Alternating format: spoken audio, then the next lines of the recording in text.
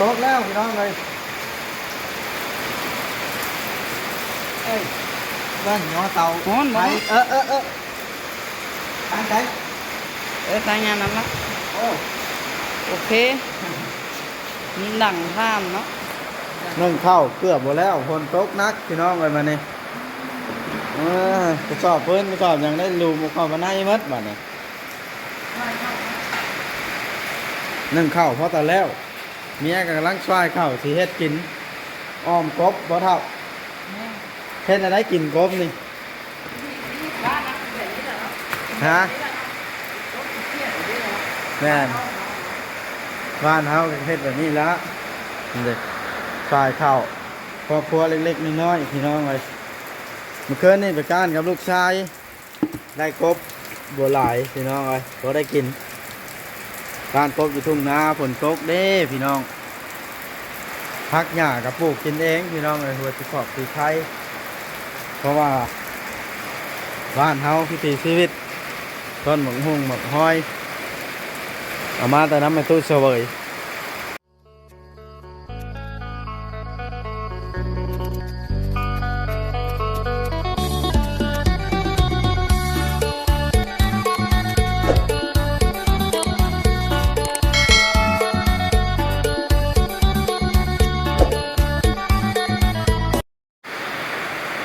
พี่น้องเลยตื่นตอนเช้ามื้อนี้ก็ได้ตกฝนตก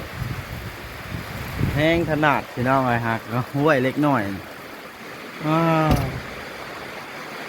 เนาะพี่น้องไปทางใดบ่ได้แล้วมันนี่ทีแรกว่าสิไปอันนั้นว่าสิไปเจาะน้ำสาแตงอ่อนน้ำเลยอ้าวสบายดีเท่าคือหกเครือแท้นี่ สบายดีลูกนึ่งข้าวตอนเช้า คือเป็นข้าวตอนเช้า โอ้ยแม่ปวดจบแม่ โต๊ะว่าอ้าวให้เจ้าบ่มอดว่าบัดนี้ เอาพื้นใส่นะแม่โอ้ว่าสิโอ้มุงเฮือนมุงชานก้อนแบบนี้ฝนตกนี่ ก้องแจ้งอยู่เนาะ ฮะ ป้าเตรียมดำหน้าไปเนี่ยเนาะเตรียมโต๊ะก้า ฝนตกเถอะ เจ้าเนี่ยอะไรจะเม็ดมันนี้มันแล้วก้อนคือ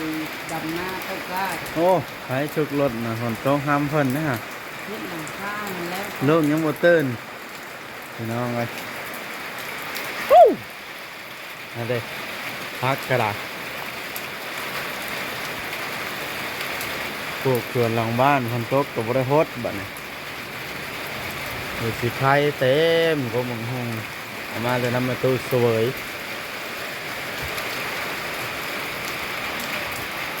ปักจมเข้ามาในพี่นะเมื่อคืนนี่ฝนตกตอนวันแรงวานนี่พี่น้องเลยก้านได้อีกกบก้านกับลูกชาย2 คนลูกชายน้อยเพิ่นว่าอยากไปน้ำนี่เด้ได้กบเสยก็ได้มากินเลี้ยงซีบเลี้ยงครอบเลี้ยงครัวพี่น้องเลย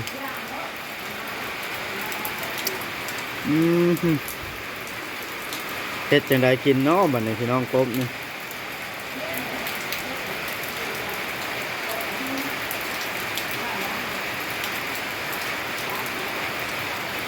ฮะพกเพื่อนก็ได้นี่คนเพื่อนกระสอบเพื่อนอันนี้นะพี่น้องโมแม่นยังเนาะกระสอบเพื่อนตัดไว้แล้วละคนก็มาไว้มันอยู่ในมุ้งข้างนอกเริ่มออกแล้วคนก็มาไว้ในเด็กใส่พื้นดังคนต้องทำแล้วก็ยังควันอยู่มานี่ว่าสิรวบรวมเงินพี่น้องเลยรวบรวมเงินนั้นเพื่อนท่านหมอว่าเบิดเท่าไรแจ้งให้ FC พี่น้องเบิ้งเนาะพี่น้อง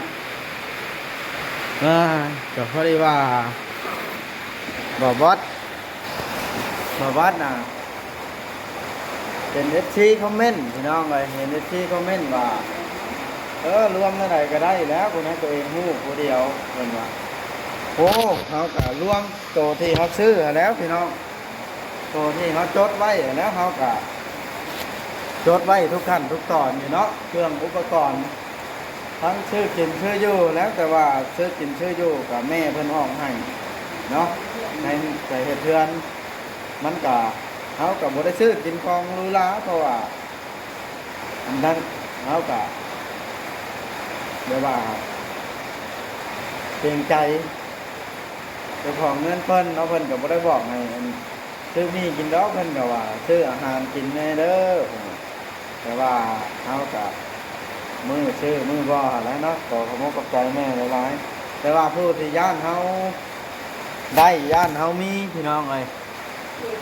เพิ่นก็โอ้ย่านเฮาได้ก็เพิ่นก็คอมเมนต์อยากให้ชี้แจงเงินเท่านั้นเท่านี้ลายอันลายแนวโอ้เบิดหลายอย่างแล้วอันทางเบิดหลายเนาะพี่น้องคือว่าเบิดหลายเพราะสมควรแต่ว่าทางแม่ใจบุญเพิ่นผู้ที่เพิ่นบ่อยากบ่ย่านเฮาอันได้เพราะเนื้อนั้นถ้าเราผู้ที่เพิ่นต้องการให้เฮาพ้นนรกเพิ่นจะสนับสนุนเนาะคือขึ้นเพื่อนนี้คือเครื่องขึ้นเพื่อนวิชานี้บ่วัดก็จัดการเลยถึงควรชื่ออย่างแม่พี่น้องเลยเงินเพิ่นก็ส่งมาให้เบิดเขาก็บอกเพิ่นว่าเบิดเขาก็สิให้จดทุกอันชื่อของเพื่อนนี่ก็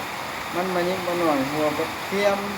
เนาะเพชรหรือว่าน้ำปูน้ำปลามันหลายอันหลายอย่างพี่น้องเลยราคาเขาก็บ่ฮู้แล้วเนาะว่าเท่าใดเพราะว่าอย่างนั้นเขาไปซื้อในห้างแล้วเขาบอกเขาเก็บมาทีเดียวครับแต่เจ้าเลยบ่ได้เขียนบินให้ล่ะแต่เจ้ากดรวมเลยล่ะจ่ายรวมออกมาเลยนะพี่น้องบ่ฮู้ว่าเกลือทงเท่านั้นเป็นว่าทงเท่านั้นเพราะว่าเอามาเป็นเข่งแบบใหญ่ๆจนเต็มกระถางดำน้ำมันนั่นแล้วเพิ่นล่ะคิดรวมเอาเลยแล้วออกมาจ่ายมันเดียวนะวัดก็เลยบ่ฮู้ว่าสิ้นใดเท่าใดแต่ว่าราคาที่จ่ายนั่นมันก็โอ้วัดฮู้แต่ส่วนที่มันใหญ่แบบสาดที่นอนแบบซื้อไปมื้อนั้นนะพี่น้องอันนี้ก็อย่างFCเข้าใจเนาะวัดก็แล่นนี่เงินบ่ได้เหลือแม้แต่กีบหนึ่งเลยพี่น้องแต่จ่ายเงินเป็นเดือนนั่นมอนี่ก็FC บางท่านว่าวัดเนี่ยโอ้งบกินนี่ท่านอย่างที่โอ้ยอย่าไปคิดเป็นขั้นเด้อFC เอ้ยเนาะเอาก็ลงให้นะตื่นนอนไหมบ่วัดก็สิอยากFC ครั้งในมื้อนี้น่ะเนาะเรื่องงบที่ใช้เฮ็ดเทือนพี่น้องเอ้ยถ้าไล่เบิดทุกสิ่งทุกอย่างวัดสิไล่ให้ฟังว่ามันเบิดเท่าไหร่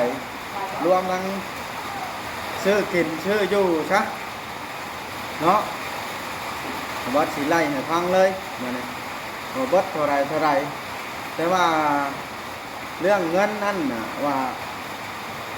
แม่เพิ่นส่งมาเท่าไหร่แต่อันลดล้มหรือว่าแต่ซื้อดินชีวิตบ่ทันลดล้มนะทางแม่แต่บุญเพิ่นน่ะเบิดหลายแล้วพี่น้องคือว่าเบิดหลายว่าสมควรวัดก็ขอขอบคุณผมขอบใจเพิ่นอีหลีพี่น้องเอ้ยบุญคุณทางนี้บ่วัดนี่จักสิตอบแทนจังใดจังสิเพราะว่าสมกับที่เพิ่นเฮ็ดช่วยเหลือเฮาเนาะพี่น้องแต่ลดล้มแล้วเพิ่นก็เบิ่งแยงจนมาแล้วเฮือนแล้วชานเรื่องเฮือนเรื่องชานหมอเรื่องการเป็นอยู่ใช้ชีวิตแบบนี้ก็ทางบ่วัดนี่คิดแนวนี้พี่น้องเอ้ยคิดว่าสิให้เพิ่นน่ะให้ญาติพี่น้องเพิ่นน่ะเบิ่งกันไปก่อนเนาะให้เพิ่นเบิ่งว่าเพิ่นสิเบิ่งกัน แบบใดนะเพราะว่าเพิ่นก็หักแพงกันอยู่ช่วงนี้นะตามที่บอกว่าได้เห็นนะแล้วบอกว่าละสิปล่อยให้เพิ่นเบิ่งกัน